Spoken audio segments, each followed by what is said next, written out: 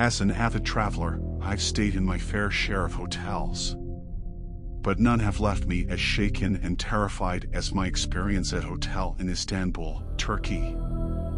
I checked into a hotel, a charming boutique hotel tucked away in the winding streets of the city's historic district.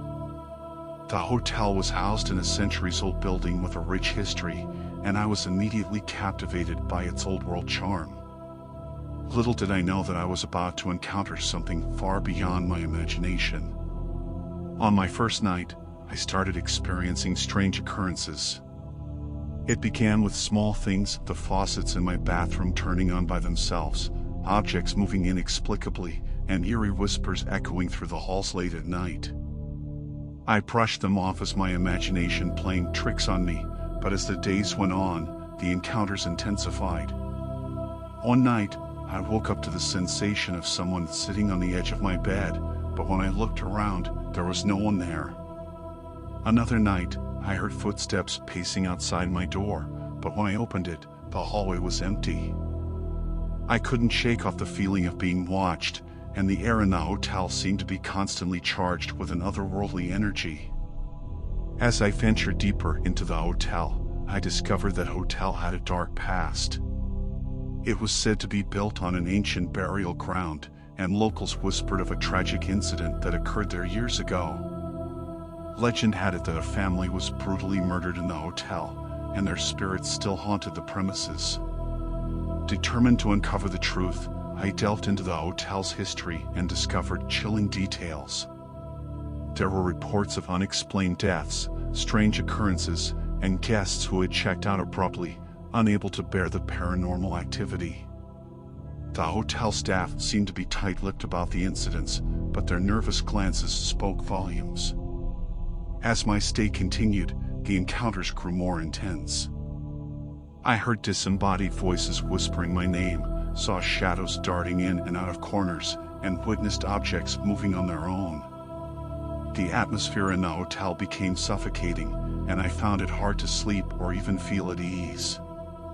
One fateful night, as I lay in bed, I saw a figure standing at the foot of my bed, staring at me with empty eyes.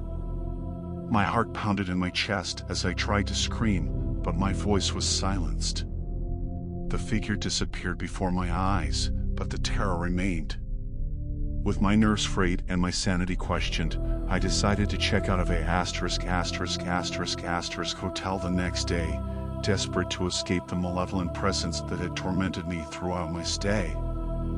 As I left the hotel, I couldn't shake off the feeling that something had followed me out, a cold presence lingering on my shoulder.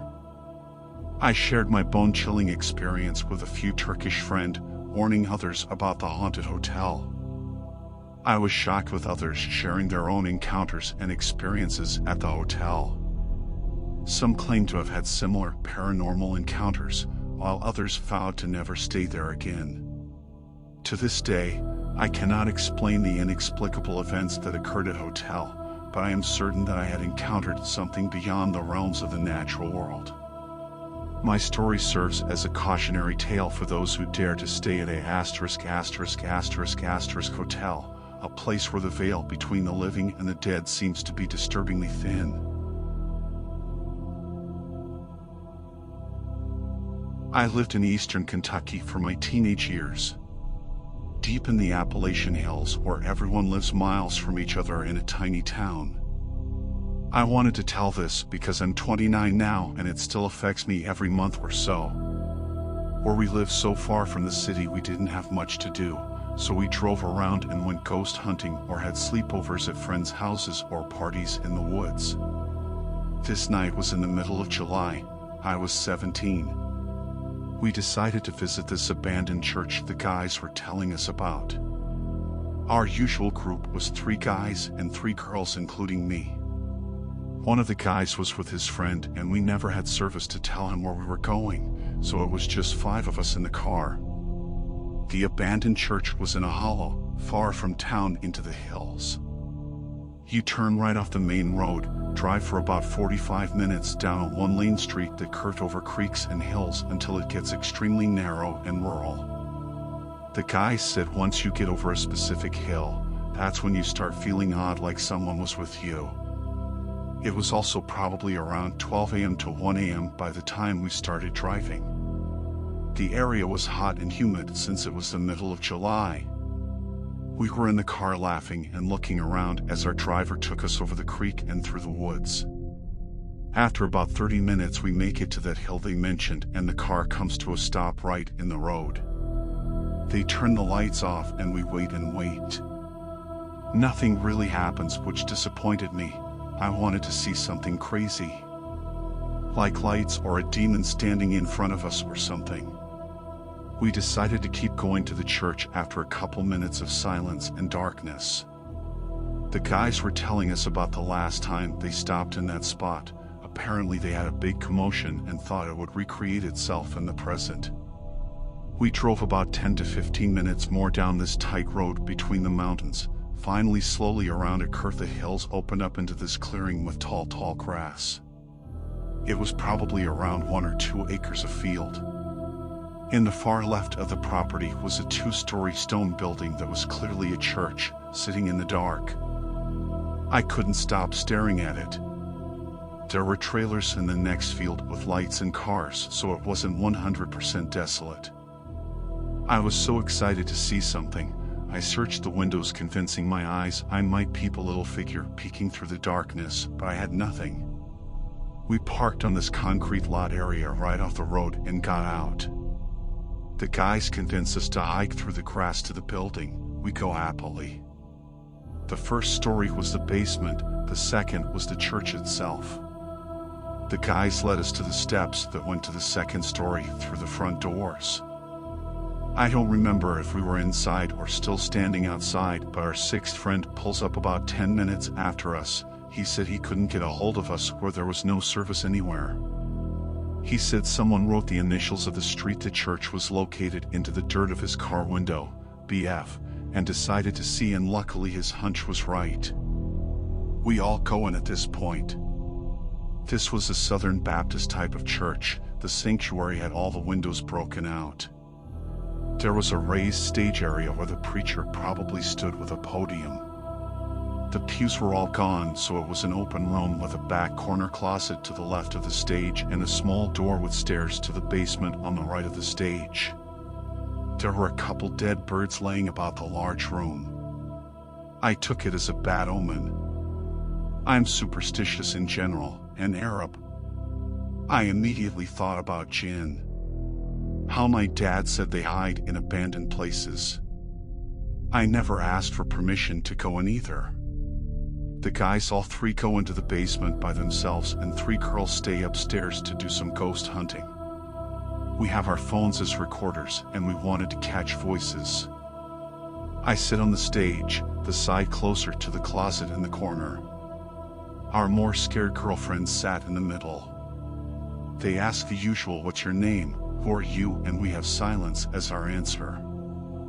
I get this feeling of cockiness washing over. It is not who I am in general to feel that way, and I can't explain why.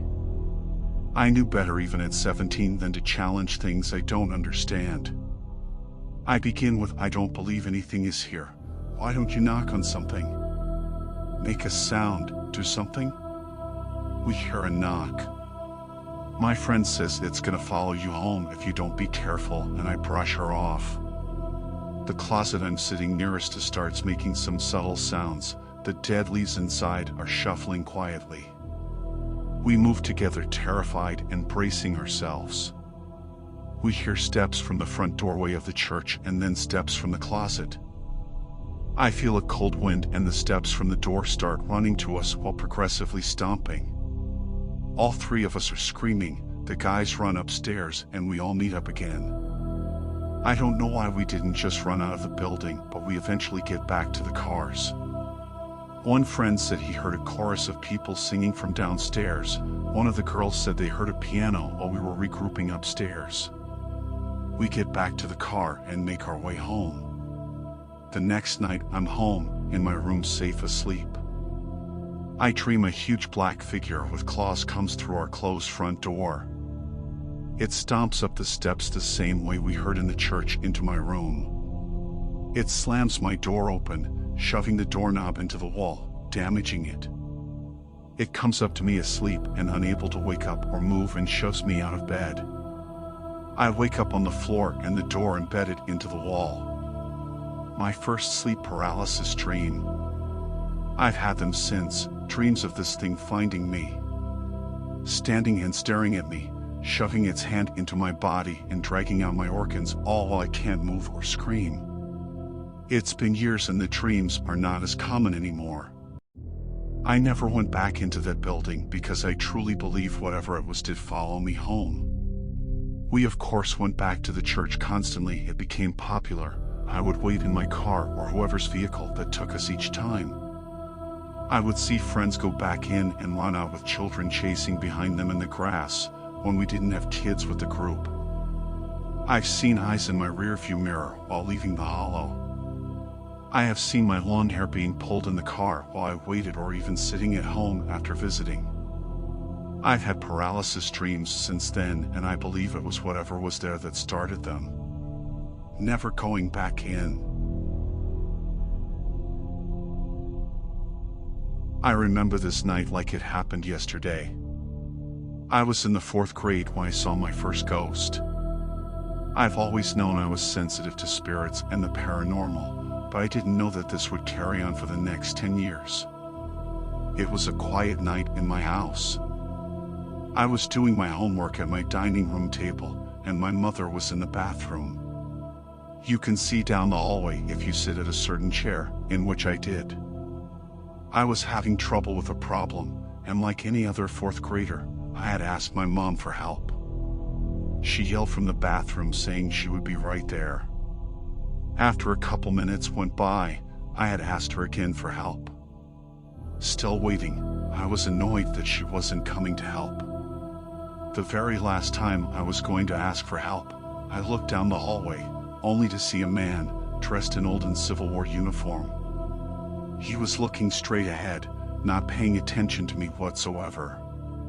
Small brimmed hat, musket in hand, he disappeared and my mom was standing where he was.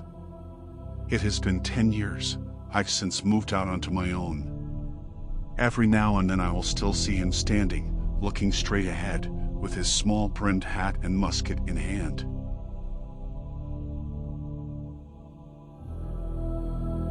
For 12 years, I've worked as an actor for a local haunted house attraction. It's a lot of fun, as I get to play a variety of horror characters and act out different scenes. While the tours we put on are clearly fake, there's a lot that goes on behind the scenes that isn't. I should start off by explaining that the building we do this out of is extremely old and was once an elementary school. We gutted the section of the building that was classrooms and constructed it to what we needed. This is when we actually started having weird experiences. There's plenty of activity that can be shrugged off, such as feeling watched and hearing footsteps running in areas there is no one. Then there are things not so easy to disregard. Such as one evening, a member was working on hooking up our sound system by himself. He had not even hooked the large speakers up yet when he stated a loud deep growl came booming through them. This terrified him so much he ran out of the building and would not go back in to even lock up until another member came down to go in with him. He never worked alone in the building again. Other activities seems playful and childlike, such as hearing small giggles and whispering in the halls and in rooms that are empty. Things being moved from where we last placed them. One year, I was in a rocking chair that I would jump out of as a group came through. The thing about the rocking chair is it was more like a glider and it was broken. I would have to use a lot of force to get the chair to rock backwards at all. It was right before showtime. I was sitting in this broken chair getting mentally pumped for the night ahead. I was completely alone when I felt someone grab onto the back of the chair and harshly pull it backwards. I felt myself flying backwards with the chair and I honestly thought I would flip out of it. Thankfully, this did not happen, and as soon as I stabilized myself I jerked to see who had done this. The room I was in was large and no one could get out of this room without me seeing them running away in the split second it took me to look behind me. There was absolutely no one there, and I was suddenly covered in goosebumps. No one was even in the area around my room at the time. Later that same night, the lights were off, my stove was on, and a group had just left my room when I noticed a small figure in the far right corner of the room. It looked like a small child crouching down looking my way, and I was immediately worried that a child had been left behind from the previous group. As I headed towards the figure to ask if they were okay, the strobe flashed and the figure was completely gone. This same year, but different night, I was again sitting in my chair waiting for the next group when someone or something crawled right into my ear. It was so loud that it caused my ear to ring, and when I turned to see what it was, there was nothing but an empty room. I changed rooms the next year and did not experience as much creepy phenomenon. There's not much history I've been able to find out about the building, but I'm so curious as to what could be causing all the weirdness. This is only a tiny bit of what has been experienced over the years working there, and I don't feel it will be stopping anytime soon.